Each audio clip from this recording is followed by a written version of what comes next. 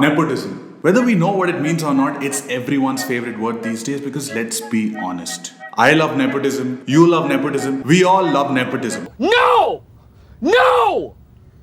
No! Okay, wait, don't get angry, calm down, and trust me, I will get to the point of this extremely complicated subject, but first, I want you to think of something very, very simple. Think of a fruit shop in any street in India.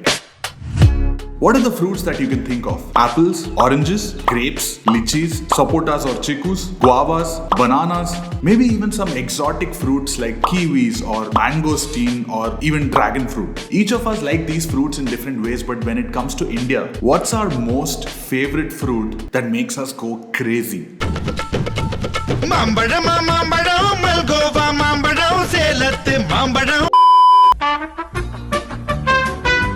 Now, why are mangoes so popular? Mangoes are tasty, of course. They're also versatile and can be used in many different ways. And most importantly, they are familiar.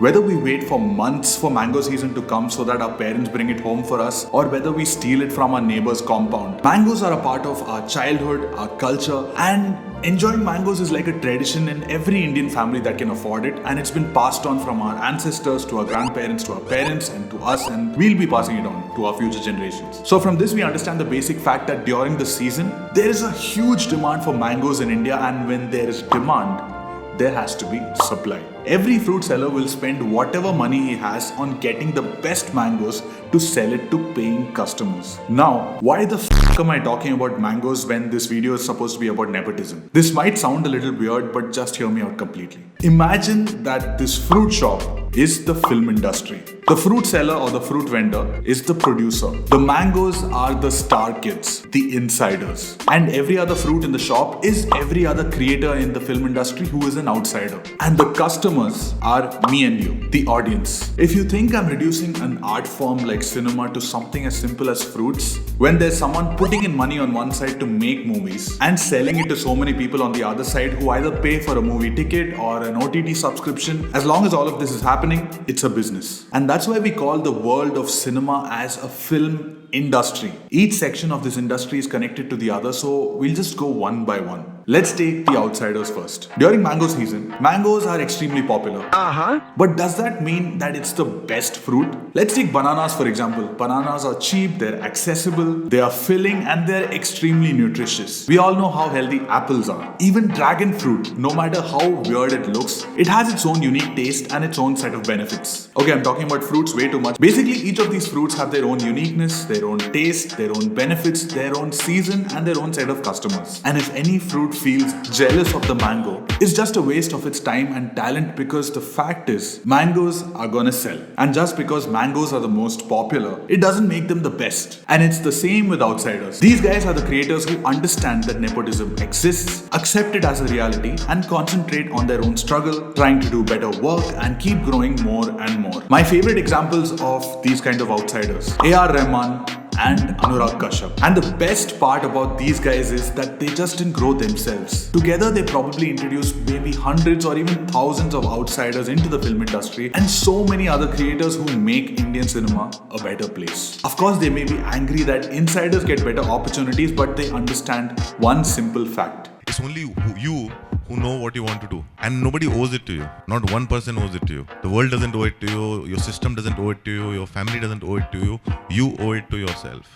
Now let's come to the producers and the insiders. Why do producers invest money on insiders? Insiders, especially star kids, have a higher return on investment with the audience because the audience already kind of knows them. The audience is already familiar with them, and if a star kid makes his or her debut in a film, it creates more hype among the audience, and any audience member will be willing to spend more money on a film with familiar faces more than on a film which has completely new faces. It's not just the producer's fault just because they want to make a profit on their investment. It's not a fault of the insiders or the star kids just because they were born into a film family. Outsiders, they have their own struggles. So whose fault is all of this nepotism? Let's get to us, the audience. Why do we want to see everything that this baby called Taimur does? All of us wear a mask these days, but when Taimur wears a mask, it becomes news. All of us smile and wave, but when Taimur does it, it becomes viral. Maybe we can blame the media for covering such news, but in this case, the media is also like that fruit seller. He only sells what people want to buy.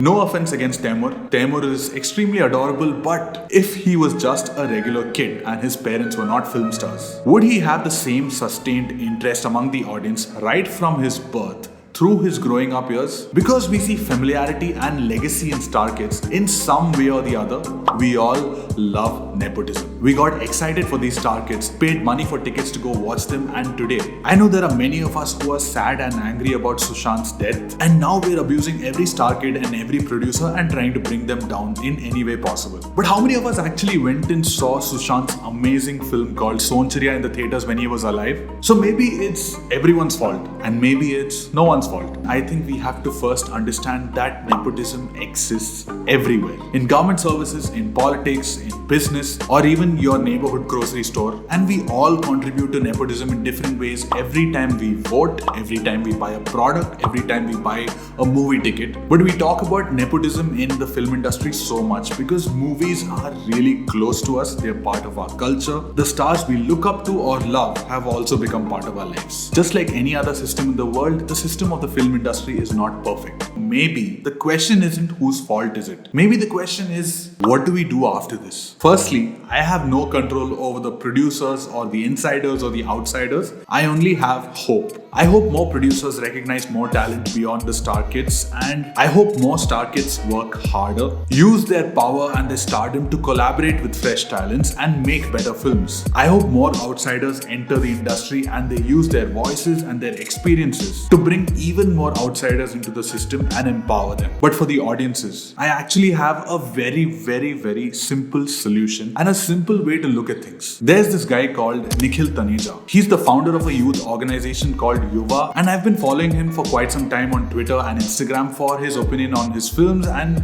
so many other issues. Recently, I saw his post on Twitter that goes something like this. For those whose grudge is with nepotism, instead of saying negative things about insiders, pushing trends on them every day, why don't you say positive things about fabulous outsiders so they get more adulation? So in this thread, he highlights his favorite outsiders and he asks more people to talk about their favorite outsiders. Instead of boycotting films of insiders, start watching the films and web series of outsiders on OTT platforms. Instead of just tagging insiders on social media and filling their accounts with hatred, spot the outsiders, try to find out their names and try to talk about what you liked about them on social media. Buy a ticket to their films whenever you get to go to theaters. Sushant is a symbol. He's a symbol for so many outsiders who we tend to easily ignore no matter how hard they work. Spend your energy in trying to elevate talented outsiders instead of just pulling down insiders. It's a very simple choice, but at the same time, it's a very difficult thing to do, because unfortunately in today's world,